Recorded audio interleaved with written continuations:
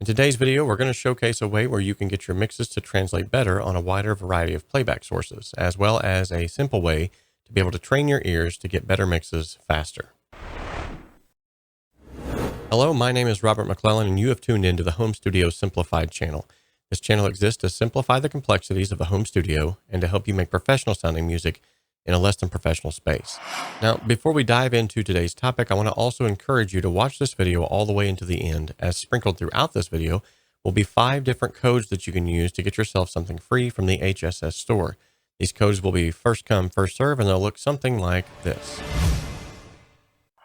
As home studio owners and producers of our own music within our bedrooms, our basements, or wherever it might be, one of the hardest things it seems like it is for us to do is to get our mix to translate better on a wide variety of sources. And a mix that sounds great inside your home studio, when you take it to the car, can fall apart. So there is a couple of things that we can do to actually ensure that that doesn't happen. So what exactly is this that I'm talking about today? Well, it's actually as simple as a reference mix.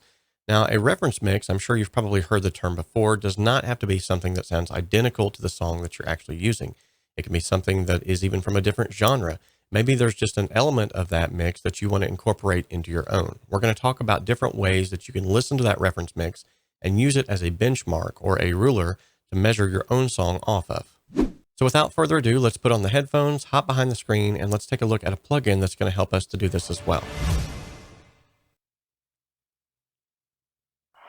Okay, so for those of you who have actually used reference tracks in your mixes before, you'll probably know that there's usually a couple of headaches that come along with using these. And that is, one, it's hard to volume match the reference tracks to the mix or the master that you're working on and to A/B back and forth between them. Luckily, there is a plugin out there on the market right now called Reference, which actually helps you to do that. So we're going to take a look at that plugin now. So recently, the company mastering the mix came out with the Reference 2 plugin, which was an upgrade of the original Reference plugin. Now, Reference is a plugin that can help you get closer to ever than the sound of your favorite music, and it does this by giving you the tools and insights that you need to get your production sounding more like your reference tracks. Let's begin by taking a look at the plugin itself and the various controls before we dive into actually how to use this in our own mix and or masters. Located on the upper bar of the plugin here, we have the settings, we have the authorization, and we have the help section. Likewise, we can expand or contract the plugin with this here. Now, in this area here is where you're going to actually drop your files that you're going to use as a reference in the mix that you're working on. Another way that you can add these is by clicking here to add reference tracks. I'm going to go ahead and add some reference tracks now. All right, so now with the reference tracks loaded, you'll see that I have various options that were previously not available. For instance, mirror, free, and this level match button. Now, by hovering over some of the buttons within the plugin, you'll actually gain access to extra menu options within that. For instance, on the level match, you can see that I can match to the original, match to the quietest part of the song, or you can set all of the tracks to level match to -14 short-term LUFS. I also have the option to level match just a single track or all of the tracks. I'm going to set this to all tracks, as I want to make sure that all of them are consistent across the board so that I'll be able to hear them all on the same level. This portion of the screen is called your wave transport. You're going to see the mirror and free buttons here. Mirror will match the playback location of your reference to your DAW's transport. This is useful for when you have a different version of the same track that you're working on and you want to seamlessly jump between the versions at the same point in the song. Now, when free is activated, you can navigate to any part of your reference track by clicking on the waveform in the wave transport here. You'll also notice that if I have mirror enabled and I click on any portion of this, it automatically switches back to free. Another useful feature is the ability to create loops within the waveform preview pane. To create a loop, I'm simply going to select and drag over a part of the waveform that I wish to loop. To toggle a loop on and off, I can control and click like this. If I would like to remove a looped section, I can simply select the X up here at the top right corner of the loop section. Likewise, if I create a loop and I want to drag that loop out just a little bit farther, I can go to the edge of the loop, as you can see here, and adjust the loop to the length desired. You'll notice that while in mirror mode, I have the option for track align. When you have different versions of the same mix or master, there can be slightly different lengths of silence at the beginning of the tracks. Now, this can be really annoying and time consuming when you have to line them all up to jump between them seamlessly during referencing. The track align button actually does this laborious job for you in an instant so that you can spend your time actually mixing. You can also manually align the tracks by using the manual align feature and moving it any number of samples to the left or to the right. It's also notable that the track align works best when you play the original in your DAW from the beginning. Okay, so moving down now, you can see that just underneath the wave transport is the various tracks that I've imported, and you can see that I've imported 3 of them here. This will allow me to switch back and forth between the 3 seamlessly. Likewise, you'll notice that I can set the first one to free mode and the second and third to mirror if that's what I should so desire. Moving to the section just below it, you'll see that we have an original section at the top and a reference section at the bottom. By clicking on original, you'll hear the original mix that's in your DAW, and by clicking on reference, you'll hear the reference tracks that you've loaded here. Each one of these has a gain knob here that can be set individually as well. You can also set the peak readout to decibel true peak or to peak program. You can also set your loudness units relative to full scale to short term or integrated. The LUFS is an incredibly useful measurement tool as it gives you an accurate display of the perceived loudness of your audio material. Located just below this section is the Trinity display. When you listen to your reference track and you compare it to your own music, it can be difficult to put your finger on what changes need to be made. The one-of-a-kind Trinity display uses intelligent algorithms to show you how the frequency balance, the stereo width, and the punch of your track compares to your reference. I'm going to go ahead and play some music back now from the original so that you can see this in action.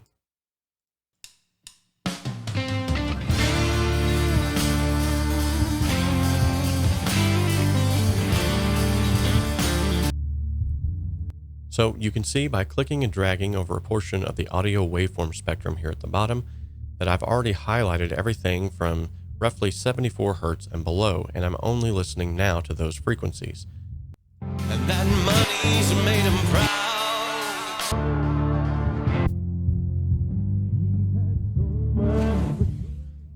Forgot what the blues is all about. Time to pay your dues. Well, that's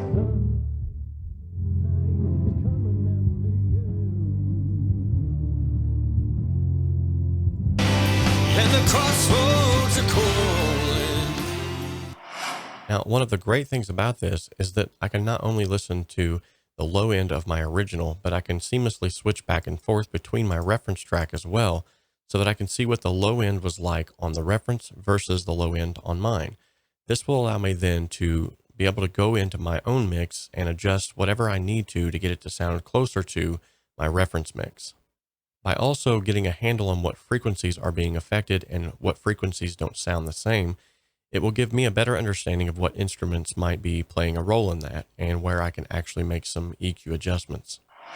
Within the bar located at the top of the Trinity display, you'll see that I have a small gear here, which denotes the fact that I have other options here as well. I'm going to go ahead and click on this, and you can see that I have level line, punch dots, stereo width, and auto scale. The white horizontal line that's located here is your level line. This tells you how much perceived volume that frequency band has compared to the same frequency band in your reference track.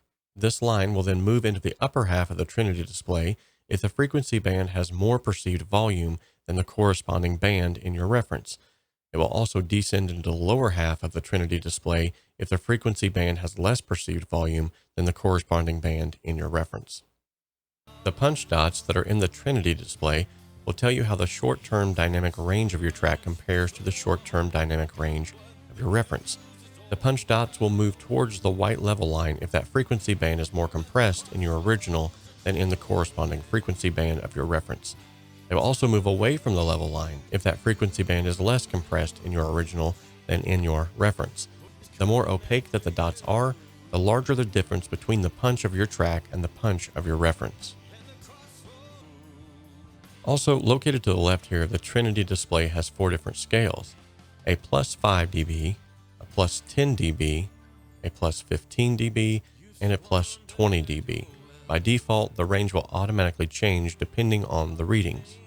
To change the scale manually to a broader and more magnified setting, you can simply click the plus buttons as I've done here.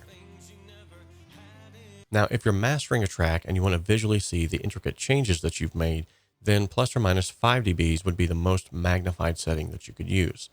You can also go into the Trinity Displays menu at any time and hit Auto Scale here. Okay, so now using some non-copyrighted material, let's take a listen real quick to how this plugin will actually work with a reference track in place.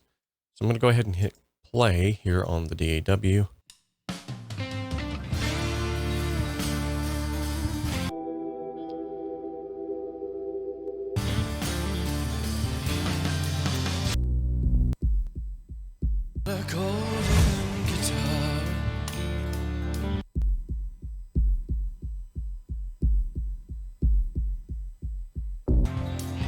Everywhere that he bringing people from all around, and he's got money.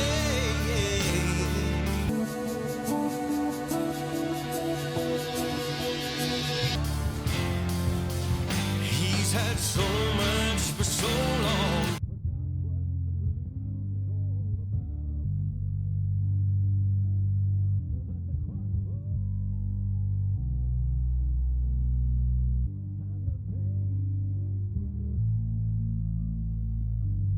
So you'll see that by clicking on each of these bands here, I can gain access to the different frequencies of the original and the reference as well.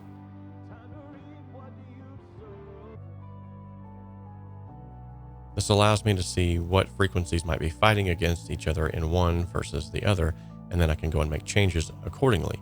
The blue line that's here in the center is actually your stereo spread line. You'll notice that it changes based off of which one is selected.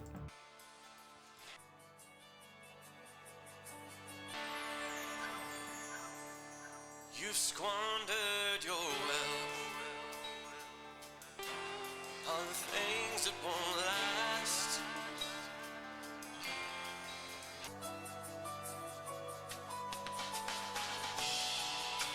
And in the past,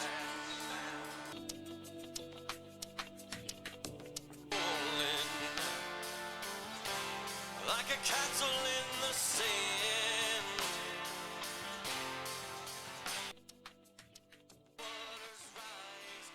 Against your house of lies, tell me, will you be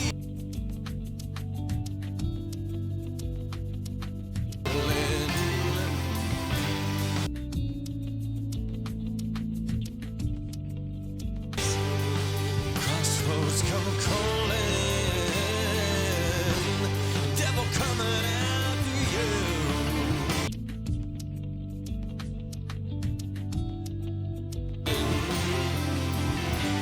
Time to reap what you sow.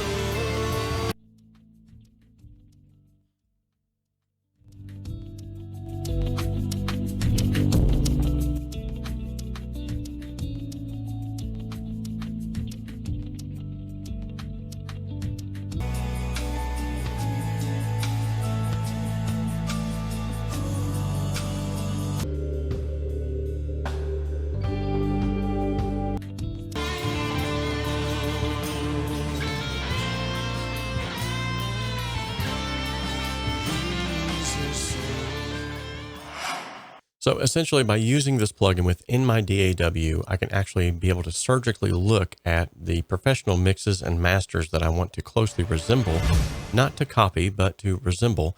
I can then use this plugin to see, okay, where is their low end at? Where is their mid range at? What's happening in the high end of their tracks?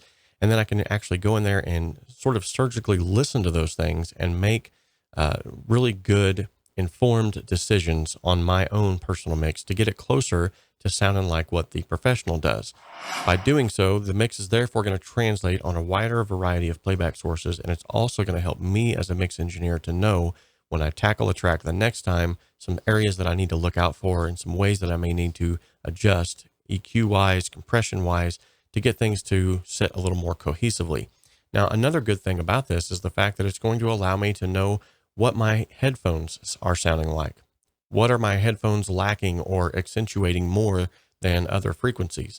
Likewise, it'll do the same thing for my reference monitors. What are my reference monitors portraying that is maybe a false stereo image? Maybe it's a false low end. Either way, it's going to help me to kind of see by being able to reference back and forth between these with the level being matched to kind of know my speakers better, to know my headphones better, and to get to know the mix or the master that I'm working on a lot better. I hope this video was helpful. If it was, give me a thumbs up, give me a like, and be sure to subscribe. Remember, I go live every single week and I tackle questions as well as interviews from industry leaders. This channel is all about helping you to get better at your craft. So until next time, remember, you can dream alone, you can create alone, but together we can achieve so much more.